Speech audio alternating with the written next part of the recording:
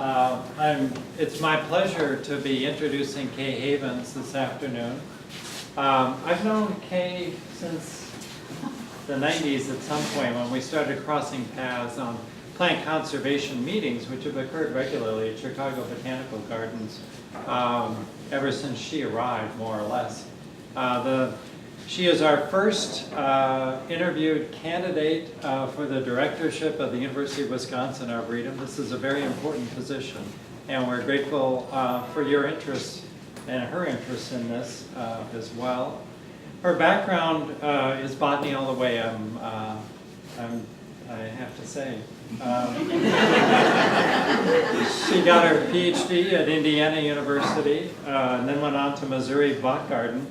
And her experience with botanical gardens is extensive, having been at Chicago Botanical Garden now for some 17 years. 17 years, where we learned recently she's increased the staff from 2 to close to 50 in her unit.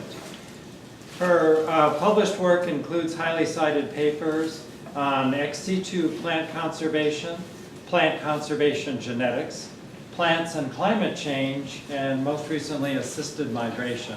All important and sometimes controversial topics in the general area of plant conservation. And she's here to give us a talk today on restoration challenges in a changing world. Kay Havens. Thank you, John.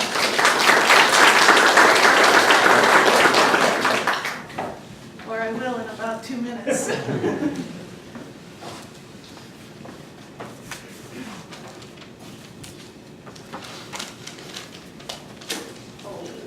It'll come. It's like spring, right?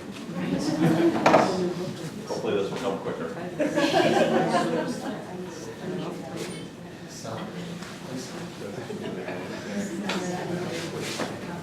I'll take this occasion then to mention that in addition to this talk here on campus, Kay will be giving a public talk tomorrow at the University of Wisconsin Arboretum. And that's going to occur again in the afternoon. The title will be The Changing Roles of Botanic Gardens and Arboreta, Positioning the University of Wisconsin Arboretum for Future Opportunities and Challenges, 3 to 4 p.m. tomorrow at the Arboretum. Wonderful. Thank you so much for inviting me. It's a real pleasure to be here. And I haven't had a stick like this to point with it. I can't remember how long, so this is going to be fun. Oh, come on now.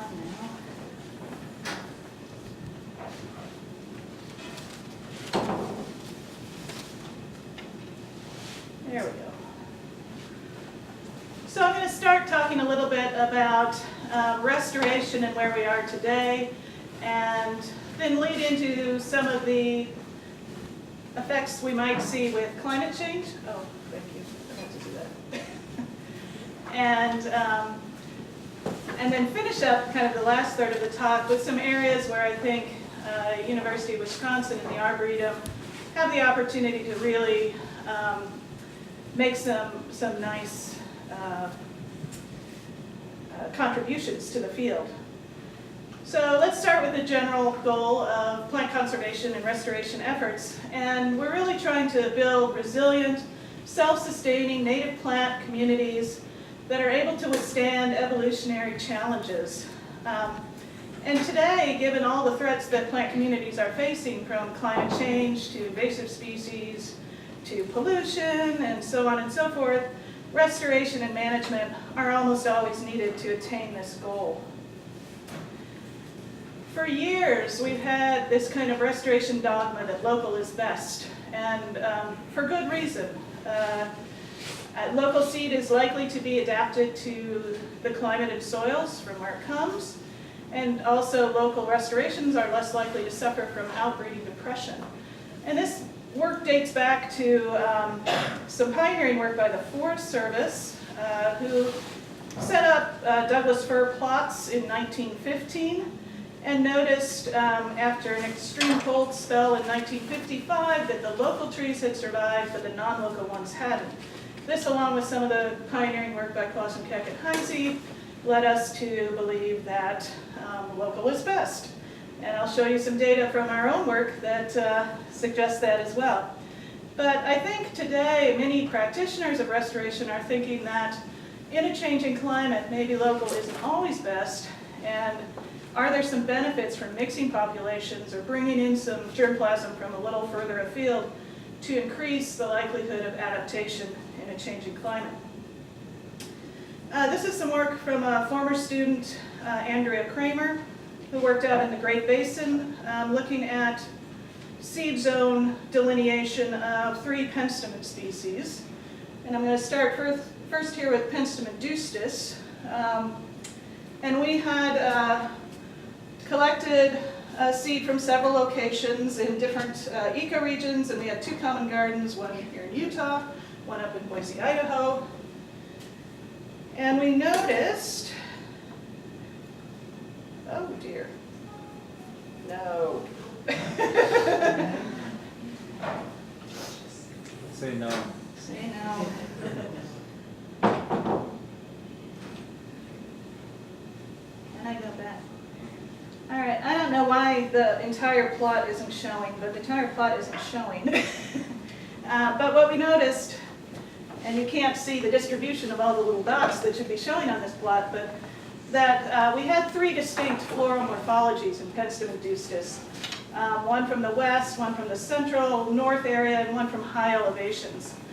And we've kind of drawn what those different morphologies looked like. I bet this next slide doesn't work either. We'll see. And so what we found were those different floral morphologies were associated with different bee species that were present in the area.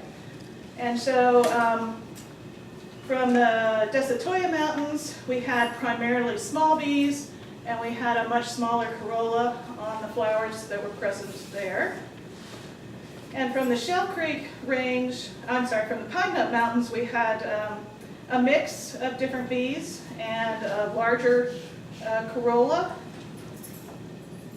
And from the Shell Creek, primarily large bees and a larger corolla. And what we found was the variation in the bee community correlated with these differences in floral shapes. We also looked at seed germination traits. And if this is the length of the winter down here, so this winter's somewhere about here, I think. And the days to germination, we found populations that come from areas with very short winters, as you might expect, germinated much quicker, didn't need as much cold stratification as seeds that came from longer winters. And you can see if you are doing a restoration and you mix this up, if you put seeds that germinated too early in an area with cold winters, that they might germinate and be killed by an early frost, and vice versa. Seeds that waited too long might not have adequate moisture or might not germinate at all. And so this gives us an idea that restoration, again, local seeds tend to work best. So from Andrea's work, we found that floral morphologies and seed germination traits varied, and those persisted in the common garden, so there was likely a genetic basis to those.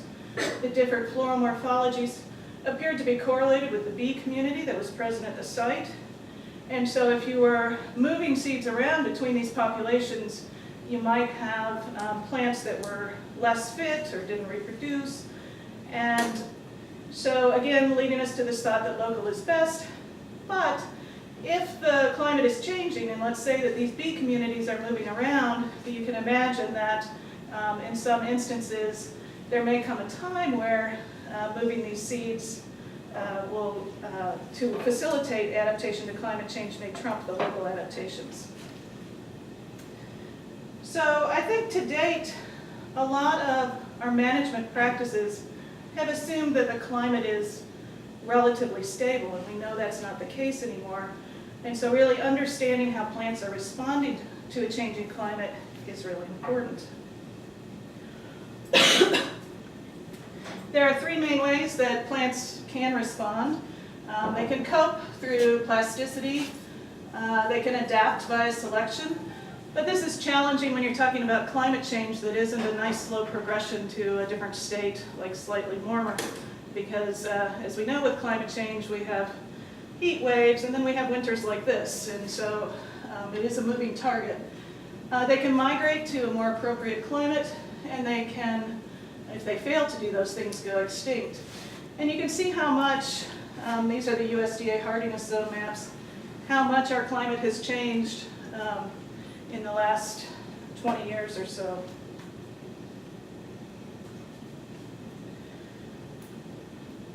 We've been looking at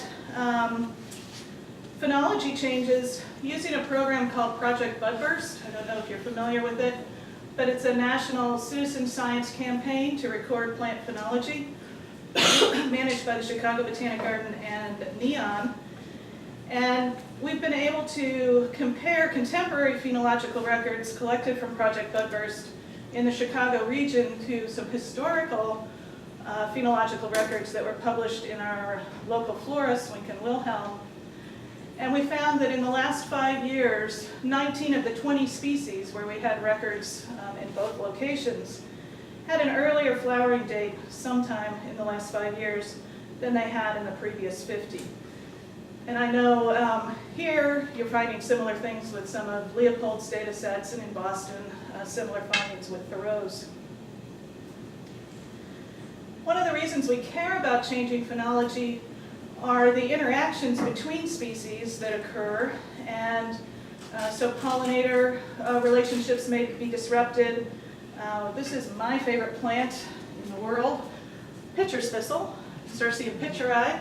It's a rare species that grows around Lake Michigan, and what we found, it's being predated by several biocontrol weevils that were introduced to control weedy thistles. And in recent years, it's flowering earlier than it had in the past. And these weevils, you can see them there, are out much earlier than their target species flowering. And so all of a sudden, here's this thistle that's quite tasty, apparently. And it's out at the right time for the weevils. And so they're no longer doing much damage to Cirsium arvense and some of the cardioid species they were intended to control, but they're having pretty devastating effects on this one. We may also see new diseases come about. We may see new hybridization because plant species that were temporally or spatially isolated in the past may move either in space or time and be flowering synchronously. So migration is another option for plants in a changing climate. But when we think about migrating through our contemporary habitats, it's a pretty dismal option. So imagine a plant down here in Illinois wanting to get up here to the Arboretum. It has a landscape that's not hospitable to move through.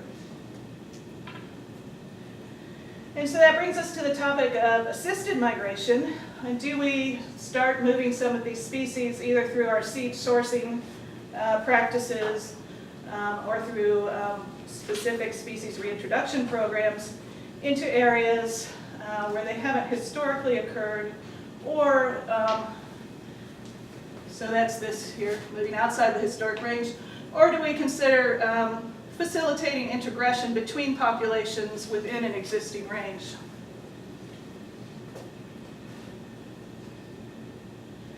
We've been using climate envelope modeling to give us an idea about where plant species may need to move in the future. And these are pretty useful in telling us where the climate space will be appropriate for a species. They're not so good at telling us if the habitat for that species is present within that climate space, and I'll show you that in a second. So here again is pitcher's thistle, and it grows around Lake Michigan and over here. And the warm colors are the most suitable climate for it. The cool colors are less suitable. And in 2080, we're going to see the appropriate climate for this species being, all right, a little bit okay up here. There's this really intriguing bit over here on Lake Ontario. And almost all of the populations on the southern part of Lake Michigan are outside any climate that the species currently inhabits. And so if they don't have the capability of adapting to those new climates, then we'll lose all those populations at the south end of the range. This is a sand dune species, and so we asked, down the road, there's that appropriate climate that may be occurring over on Lake Ontario. Is this a species we should consider moving? And so we used Google Maps as a substitute for actually going out and looking at the sand dunes all for ourselves, and we found that, you can see the sand dune habitat right here, Indiana Dunes, where it occurs, but if you look over on the south shore of Lake Ontario, where it looks like the climate may be appropriate, there doesn't appear to be appropriate habitat there. So this may not be a candidate that we might want to consider moving. In which case, we really need to protect those northern populations for the future. So we've been doing this with a lot of species. This is the work of Shannon Still, who's a postdoc at the garden, and he's been modeling 570 rare western, say that fast, species. And we've also looked at the listed species in the upper Midwest, 18 of those. And what this looks like, so here's one rare species, Lespedeza leptostachyi in the Midwest. Current climate, 2020, 2050, 2080. That vector there shows the direction and the magnitude of change at the center of the appropriate climate space for the species. And so here's the summary slide of 2 years of work. So there are 91 listed rare species in the western data set. There's 17 here in the east. And this map really caused me to do some thinking and look at how different the responses were between species in the west and species in the east. And a part of that is we're topographically challenged, I think, in this part of the world. Part of that is that many of our rare species have fairly large ranges to begin with, although they're sparse throughout. But I think it really highlights that the effects of climate change may be more predictable here in the upper Midwest, in the east, than they are in the west, which has implications for restoration, obviously. So I got to thinking, what other differences are there between restoration projects we're doing here versus out west? And here in the Midwest, we're really working with smaller scale projects, and the disturbances that we're restoring after are often more predictable. So things like mining or agriculture, as opposed to wildfire disturbance, which is completely unpredictable in the western U.S. In the West, restoration is really large scale because of these large wildfires, where it's done typically by helicopter, whereas it's more much smaller scale, either with plugs or seed, done by hand or by tractor in our part of the world. Also in the... That's not a fire drill, is it? We had one yesterday at the garden because someone got locked in the elevator. In our part of the world, our provisional seed transfer zones are much larger. So, here am I in Chicago. In theory, I could source seed from all this light blue area and have very little risk of maladaptation. This is work done by the Forest Service on provisional seed transfer zones. Where in the West, it's much more complicated. As the last slide showed, migration is more predictable in the Midwest than the West. And also, I don't know if you're familiar with Yodful and Ockbill of Steve Hopper. Yodful is young, dynamic, fertile landscape. Ockbill is old, climatically buffered, infertile landscape. And so the idea that we have relatively weedy post-glacial flora here that's quite young compared to some areas where the climate has been stable and the flora has been in place for hundreds of thousands of years. So I think when we start comparing these, we're going to start to see some differences that come out between restoration in the east and west. I also want to point out some of the realities of the large-scale restoration going on out west. BLM is the largest seed buyer in the Western Hemisphere, probably in the world. They're buying about 5 million pounds of seed every year, much more in a bad fire year. They can't buy that much native seed, let alone locally grown native seed. So they have improved from growing 40% natives to 60% natives, but there's still 40% of the seed they're throwing out after a wildfire or species that are not even native to the United States. So we need to improve our ability to produce native seed, preferably source-identified native seed. And there's a program called the Native Plant Materials Development Program that BLM leads that's doing this, collecting seed out in wildlands, getting it into the hands of private growers who bulk it up and sell it back to them for restoration after wildfire.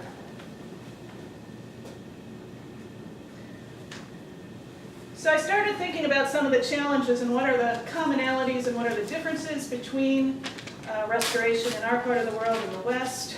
I think both of us are faced with not being able to collect enough seed.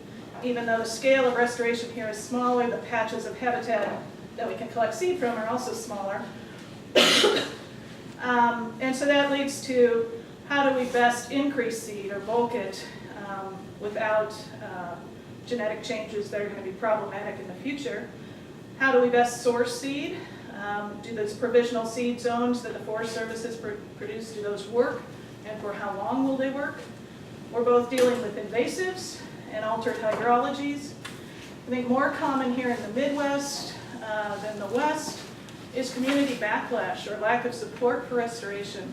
A lot of people see cutting down buckthorn as cutting down trees and a bad thing. And we in Chicago have certainly experienced restoration projects grinding to a halt for many years because of this community backlash, which I don't think is as common in the West.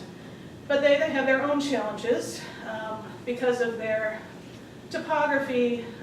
Erosion is a big problem, and getting something on the ground that will hold the soils is really important, which is related to seed priming.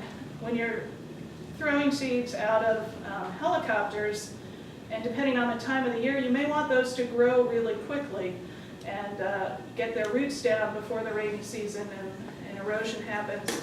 And so I think this is an area where the BLM and others are really interested in understanding how to get seeds that will germinate quickly on the ground.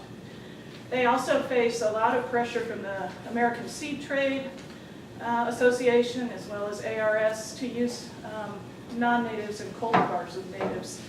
A lot of people are more interested in having forage for cattle than having a native plant community.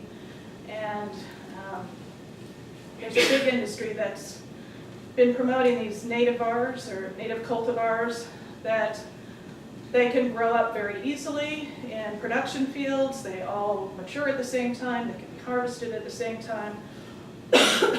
And so they would like to grow just one cultivar and have that used everywhere rather than using source-identified local seed. But these challenges, I think, can be opportunities if we turn them around, and I think they're opportunities where the University of Wisconsin Arboretum and the university at large can contribute. Understanding seed transfer zones and climate change, understanding restorations that resist invasion. This is an area we've been working a lot in the West with a program we call Native Winners, where we go out and source seed or collect seed for bulking from ugly sites. So what's present, in a cheatgrass invaded site and persists there may be really competitive, and we're seeing if those have competitive advantages. And I'm actually going to go through all of these in more detail, so I'll just read them quickly. Seed priming, assessing restoration success, outreach on restoration importance, seed banking, and then making your work contribute to global efforts. So let's first talk a little about seed zones and provenancing for restoration. This is from a recent paper by Breed et al. Out of Australia. It looked at the different kinds of provenancing that are being used today, from local, so the most conservative up top, the most relaxed provenancing to the bottom.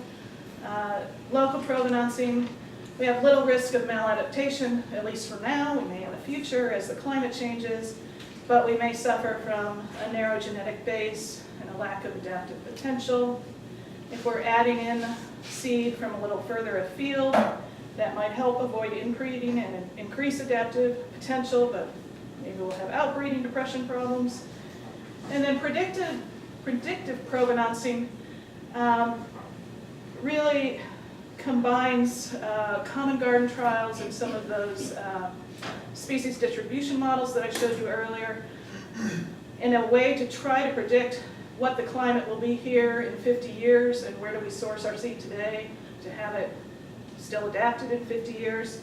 There are problems with that too, that those models may not be very accurate, and if we're planting something that's kind of pre-adapted, it still has to withstand a winter like this, and will it do that? So all of these have their pluses and minuses. So I tried to spell out here areas where I think being really conservative and focusing on local is most important and where it may be less important. So more important with narrow endemics, species that may be cryptic, may have different ploidy levels, species that have little long-distance gene flow, that have been fragmented forever, as opposed to recently due to agriculture or some other reason. High-quality sites, and more ancient, stable landscapes, the Ockbills of Steve Hopper, as opposed to many of the species we deal with here in the Midwest that are widely distributed, that exchange their genes over very long distances normally, that are recently fragmented. And so I think for us, we might be able to be a little more relaxed in our seed sourcing than some of us have been in the past. I know when I came to the garden, our ecologists would only collect seeds within a 15-mile radius. And in the Chicago area, that doesn't leave you much. And so I think we can go further. I'm not saying we should go all the way to Texas, but I think we could go further than that. So let's test this. Let's start to quantify the differences between these seed sources and are they important or not. And this is a proposal that we have pending with NSF right now, where we're setting up a series of common gardens from Minneapolis down to St. Louis, and my collaborator Christina Hubbard is doing an elevational transect in the Rockies. And we'll grow seed collected locally as well as moving it further south to mimic climates that it may experience in the future. I'll do the same in the elevational transect. And just begin to understand how these things respond in different climates and help fine-tune our seed sourcing. This is a grant that could come with me if we get it. Just move that little dot right there. We also have a program we call the Floral Report Card, where we have collected seed of 6 native species from 4 hardiness zones, zone 4 through 7, and we've cloned it. And we're growing those in genetically identical gardens at 10 botanical gardens across the U.S. and monitoring their survival, their performance, their fecundity, as well as looking at the climate in those different gardens. That's something we could add here as well. I mentioned native winners. So here's, sagebrush community. Here's cheatgrass over here. Are the native species that persist in that cheatgrass infestation really competitive? And are those the ones that we should be using in restorations at sites that have been impacted by cheatgrass in the past? Similarly, are there early seral species that really start a restoration off right, and we kind of let succession work with us as they progress, we can add in some of the more conservative species. This is something that I don't think has been done much here in the Midwest, at least I'm not aware of it. And it may or may not work well, but if there's something that's persisting in a swamp of Phragmites, then let's try it. Can't hurt. Seed priming has been used very successfully in agricultural systems. What it does is allow the seed to germinate over a wider range of temperatures and germinate to a higher percentage. And I don't think this has been used very much at all with native species, but particularly when we want things to get on the ground and germinate quickly, like when we're dropping them out of a helicopter, this might be something that we could investigate, and maybe some folks in horticulture would be interested in this as well. And I have no doubt that Bureau of Land Management would be interested in funding a project like this. I don't think we do a good enough job monitoring our restorations and assessing their success. So I would like to see us develop either a corps of citizen scientists or interns who can help with some of that work, because if we don't know if we're succeeding and we don't know if we're failing, we can't improve our practices. And some sites, like the Arboretum, we may have a pretty good idea of what's worked and what hasn't, but many others, the seed goes down and people walk away, and we should be learning from that. We may be able to partner with Society for Ecological Restoration to, I know they're trying to collect some of this data, and I don't think they have very much yet, so I see that as an opportunity.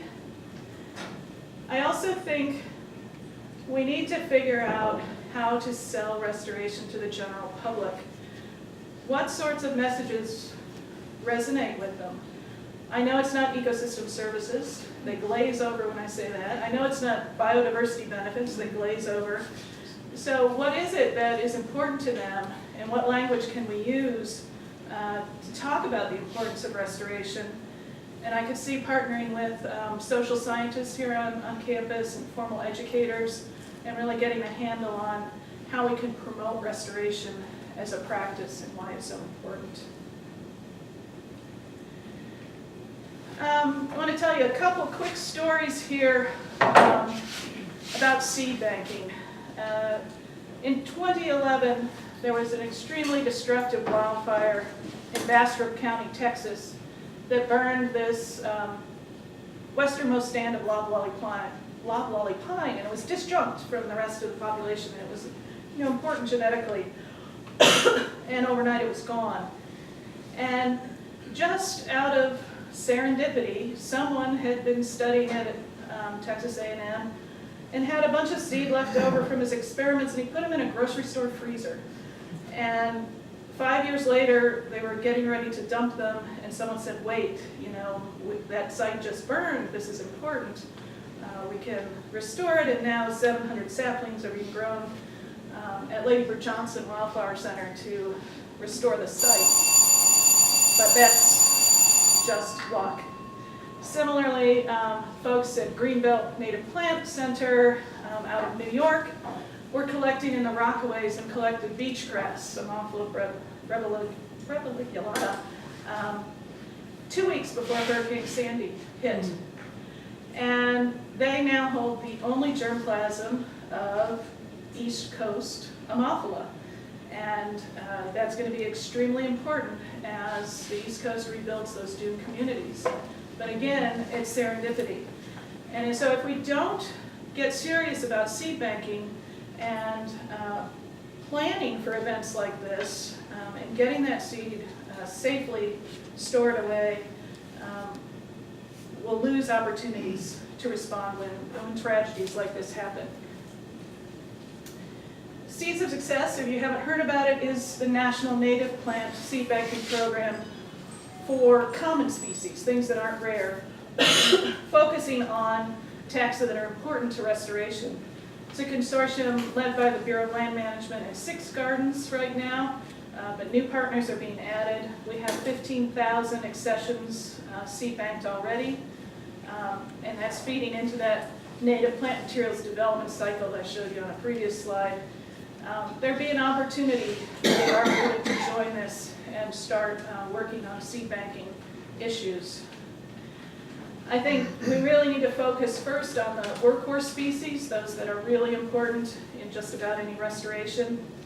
And we can also contribute to the targets that are being provided by the Global Strategy for Plant Conservation and Seeds of Success. The Global Strategy, if you're not familiar with it, is a document that outlines 16 plant conservation targets that we need to meet by 2020, and it was adopted by UN Environment Program and the Conference of the Parties to CBD. And so this is a global strategy, and all countries that are signatories to CBD are actively working to meet these targets. In the US, even though we haven't ratified CBD, we're working towards it too, just a little bit undercover. So we've developed 538 species that we think are really important for restoration in the upper Midwest. We need to get those in the bank. This is something that is a great activity for students to participate in, interns, even citizen science folks. So I think an opportunity we should look at. So just to sum up, some of the areas of research that I think are maybe most fertile for the Arboretum to delve into are understanding climate tolerances for native species, looking at seed transfer zones, understanding how those are going to change under climate change, looking at native winners, seed priming, seed banking, and I think we have an opportunity to move forward on all of these. And these are just the research interests that kind of are in my wheelhouse right now, but I think there's lots of opportunities much wider than that in terms of science education, in terms of understanding messages that resonate, and I'll talk a lot more about those in tomorrow's talk at the Arboretum. And I really look forward to hearing from you what your research interests are and how they might mesh with these, and are there other things, things like understanding the ecosystem service benefits in restoration, carbon sequestration, and so forth, that maybe aren't right in my area of expertise, but are things we could collaborate on. And with that, I'll say my thank yous, and happy to answer any questions.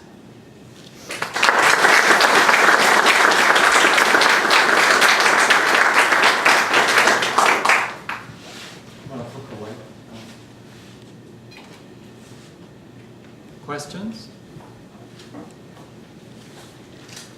Ellen?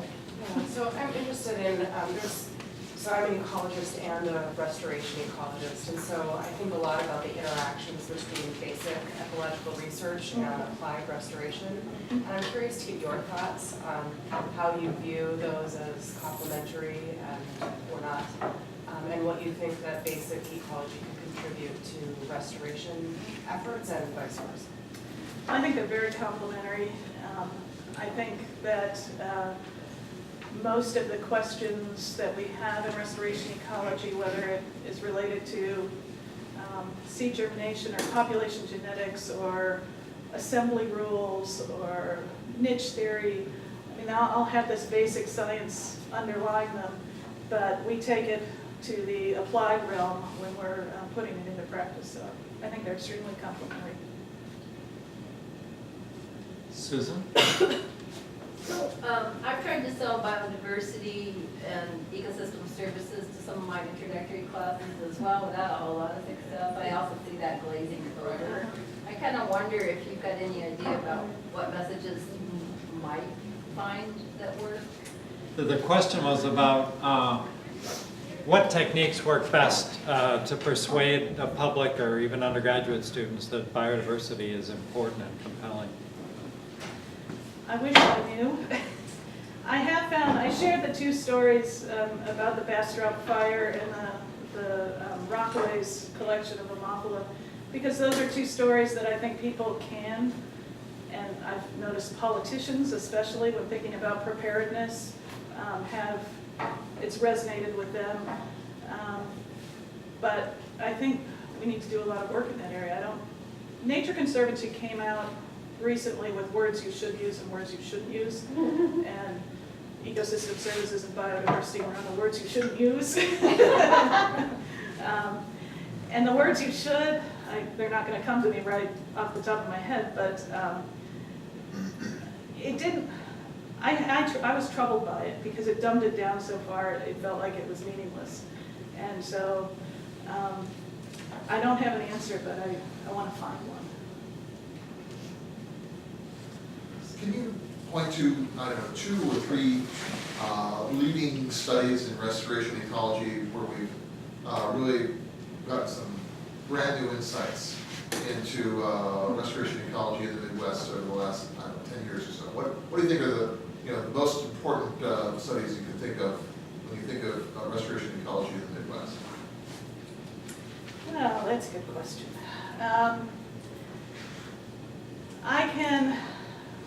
I can think of some coming out of some colleagues' labs looking at carbon sequestration and the role that restorations play in sequestering carbon, both in a prairie system, and that was Jim Tang and Dan Larkin, who was a student here, who's now at the garden in a woodland system.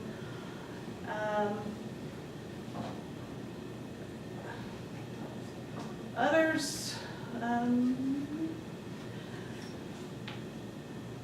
struggling to come up with one off the top of my head, I'm sorry. I had an easier question. Okay. You mentioned seed priming. This was a new concept for me.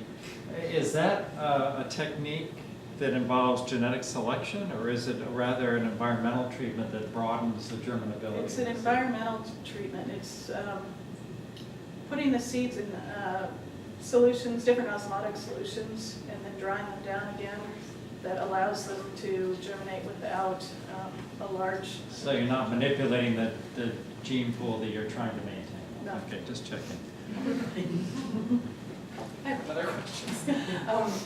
So another thing that I think a lot about is when you're doing a restoration, the question of what is the end target, or what is the recovery goal. So I guess I'm interested to hear your thoughts on how you choose recovery goals, and what are some of the issues that surround that decision. Yeah, we aim for a native community that is as close to historical reference as possible, knowing that in many cases some of those species may no longer be suitable for our climate. We aim for function in terms of providing habitat, providing ecosystem services. Many times we'll accept, we don't like to, but we know we're going to have some amount of invasive species present, and we know that we may never change that. But we try to keep that to a minimum. I think when a lot of us consider the Arboretum or the Chicago Botanical Garden, we focus almost exclusively on the plants. And yet, as you showed in the Penstemon example, the insect pollinators are equally important to the story, and mycorrhizae and other animals that may be herbivores and so forth. So in your thinking of restoration, how do you bring in those other elements besides the plant communities and work with a wide range of biologists? Right. I do have a couple of colleagues at the garden who study mycorrhizae and are looking at the role of mycorrhizae and the importance of local mycorrhizae in restorations. And for some of the more mobile animals, I hope that if the habitat is there, they'll find it. But for others, they may need to be introduced as well. But I think for the less mobile ones are the ones we need to consider more, mycorrhizae in particular. Yeah, you've talked a lot about the science behind all the restoration conservation efforts, but what about some of the realities? How do you make priority stuff? Is it even worth trying to save something given the amount of money that might be involved? And how would you maybe direct that money someplace else? Yeah, there are probably sites that are so intractable, the amount of money it would take away from doing a lot more acres that are less degraded. I don't really have a great answer on how you prioritize those. I think part of it is what is your funding source and what is the community support for a particular project, and trying to make the most efficient use of resources and pick sites where you can have some long-term monitoring and learn something from those sites. One last Well, question. actually, many of us were surprised recently to see the data on the amount of money that gets spent on endangered animals as opposed to endangered plants. And it's a titanic difference, several hundred-fold difference, which suggests that there's a need for people engaged in restoration and conservation to somehow argue for much stronger funding of endangered plants, especially considering how important plants are for ecosystems generally. Given the people you work with, like Peter Raven and so on, what kinds of approaches do you think are possible to try to increase the amount of funding? Yeah, I know that figure because I created it.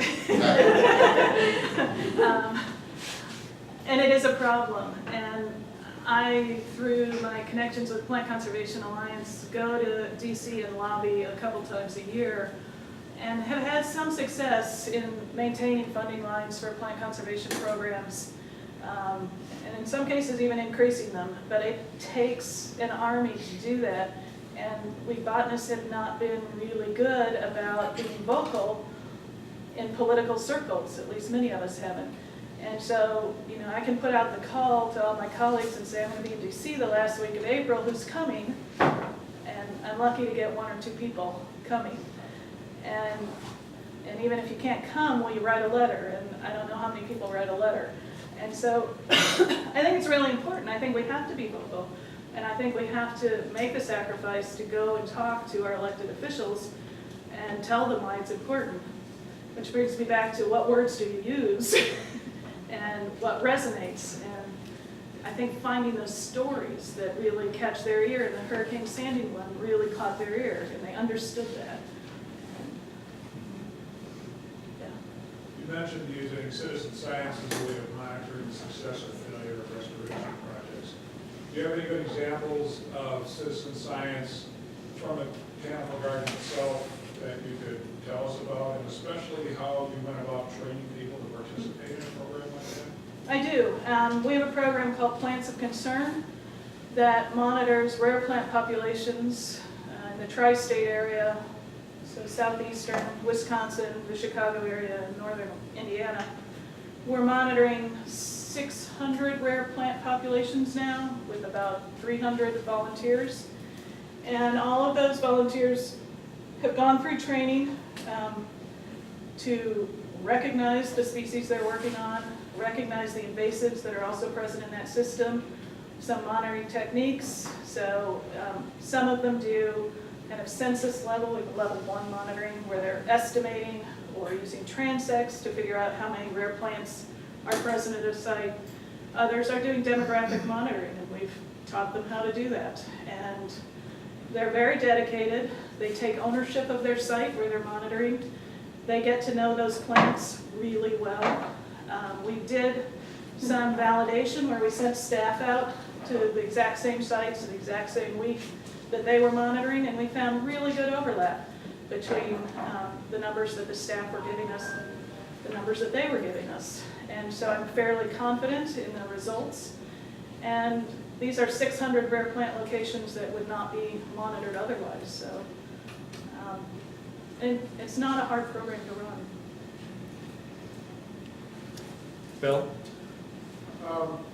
Locally, there's a lot of activity in the city and county government level with conservation lands. Mm-hmm. for example, Madison City Parks has more acreage than Arboretum does. It's more scattered forest park. How important do you think it is to engage the city and collaborate with the county and the city and resource sharing or grant writing and things like that? I think it's very important. I think parks and even backyards can have important biodiversity benefits. And so I would welcome collaborations with the city on dealing with invasive species, planting native plant demonstration areas, working together, writing some grants together. I think that would be great. Okay, let's thank Kay once again, and thank you all for coming.